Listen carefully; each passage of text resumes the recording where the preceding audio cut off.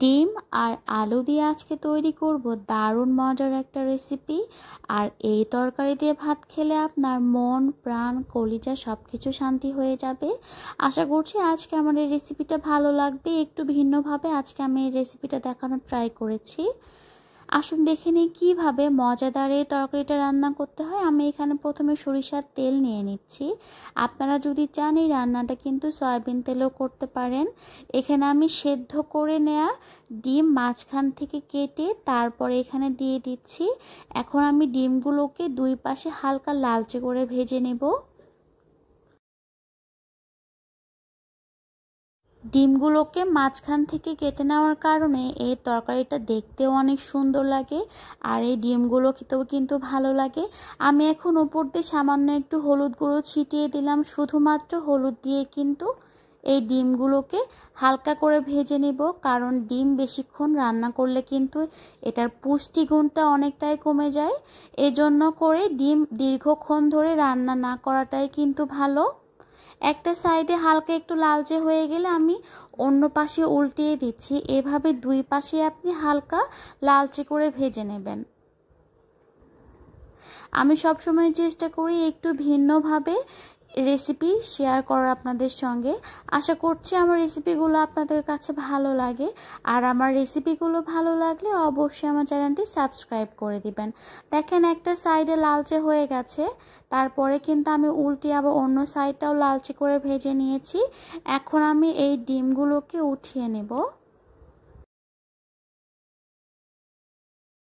সব সময় একই ধরনের খাবার রান্না না করে যদি আপনি একটু ভিন্নভাবে রান্না করেন, তাহলে কিন্তু সেই খাবারটা সবাই অনেক পছন্দ করবে, আর একঘেয়েমিটাও কিন্তু দূর হয়ে যাবে। এখন আমি এই বাকি তেলের মধ্যে হাফ চামচ পরিমাণ জিরা দিয়ে দিচ্ছি, আর তারপরে আমি 1 মুঠ পরিমাণ পেঁয়াজ কুচি দিয়ে দিলাম। এখন এই জিরা আর পেঁয়াজটাকে খুব সুন্দর মতো ভেজে নিতে হবে। আবার একদম বেশি লালচে করে ভাজা যাবে না, জাস্ট মিডিয়াম ভাবে ভেজে নিতে হবে। তারপরে আমি এর মধ্যে দিয়ে দিচ্ছি কাঁচা মরিচ। আপনারা আপনাদের পছন্দ মতো এখানে ঝালটা ব্যবহার করবেন। কেউ যদি চান এখানে কাঁচা মরিচের পরিবর্তে শুধুমাত্র শুকনো মরিচের গুঁড়ো দিয়েও কিন্তু তরকারিটা রান্না করতে পারবেন। এখন আমি এর মধ্যে দিয়ে দিচ্ছি 1/4 চামচ করে আদা রসুন বাটা, দিয়ে দিচ্ছি হাফ চামচ পরিমাণ ধনিয়ার গুঁড়ো, তারপর খুব সামান্য একটু লাল মরিচের গুঁড়ো, সামান্য একটু হলুদ গুঁড়ো আর স্বাদ মতো লবণ। এখন এই মশলাগুলোকে খুব সুন্দর মতো কষিয়ে নিতে হবে। আপনি মশলাটা যত সুন্দর করে কষাবেন তরকারিটা কিন্তু ততটাই মজা হবে। এই পর্যায়ে এখন আমি এর মধ্যে 2টো তেজপাতা দিয়ে দিব। তেজপাতা দিলে কিন্তু এই তরকারির ফ্লেভারটাও অনেক বেশি ভালো আসে।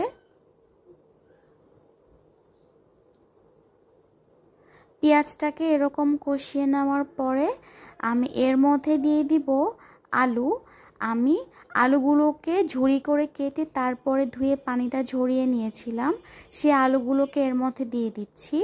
এখন এই আলুগুলোকে মশলার সঙ্গে খুব সুন্দর মতো কষিয়ে নিতে হবে। ডিম আর আলু দিয়ে অনেক ধরনের তরকারি রান্না করা যায়, কিন্তু এভাবে আপনারা যদি একবার তরকারি রান্না করেন দেখবেন এই খাবারটা আপনাদের সবার অনেক পছন্দ হবে। আর এই খাবারটা কিন্তু ভাত ছাড়াও রুটি পরোটা দিয়েও খেতে পারবেন।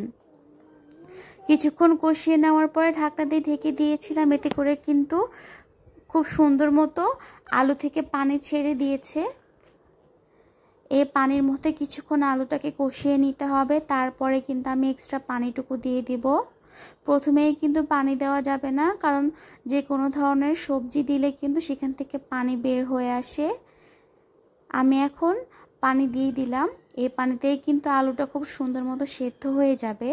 এখন আমি ঢাকনা দিয়ে ঢেকে দিব। প্রায় 10 মিনিট মতো ঢেকে রান্না করার পরেই কিন্তু আলুটা খুব ভালো মতো সেদ্ধ হয়ে যাবে। মাঝখানে একটু নেড়ে দিলাম।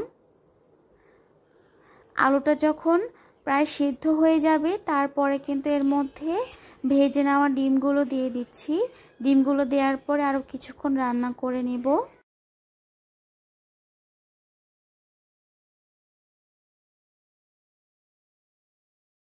তরকারিটা কিন্তু প্রায় হয়ে গেছে, খুব সুন্দর মতো আলুগুলো সেদ্ধ হয়ে গেছে। এরকম পর্যায়ে ডিমগুলো একটু উল্টিয়ে দিচ্ছি। আর এই তরকারিটা কিন্তু চুলোর আঁচটা একদম লোতে দিয়ে রান্না করতে হবে, মানে মিডিয়াম টু লোয়ের মাঝামাঝিতে রেখে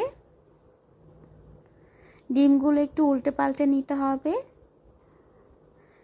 তারপরে আমি এখানে দিয়ে দিচ্ছি ধনিয়া পাতা কুচি। তরকারি কিন্তু হয়ে গেছে, ধনিয়া পাতা দেওয়ার পরে জাস্ট 2 মিনিট একটু ঢেকে রেখে দিব। দেখেন খুব সুন্দর করে কিন্তু উপরে তেল ভেসে উঠেছে, আর তরকারিটার কালারটা মাশাআল্লাহ খুবই সুন্দর হয়েছে।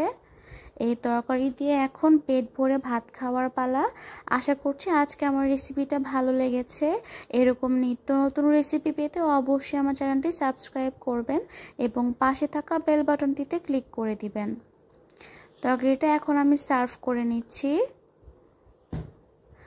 এতক্ষণ যারা আমার সঙ্গে ছিলেন, আমার রেসিপিটা পুরোটা দেখেছেন, তাদেরকে অসংখ্য ধন্যবাদ। দেখা হবে আবার নতুন কোনো পর্বে। সে পর্যন্ত আপনারা সবাই ভালো থাকবেন। আল্লাহ হাফেজ।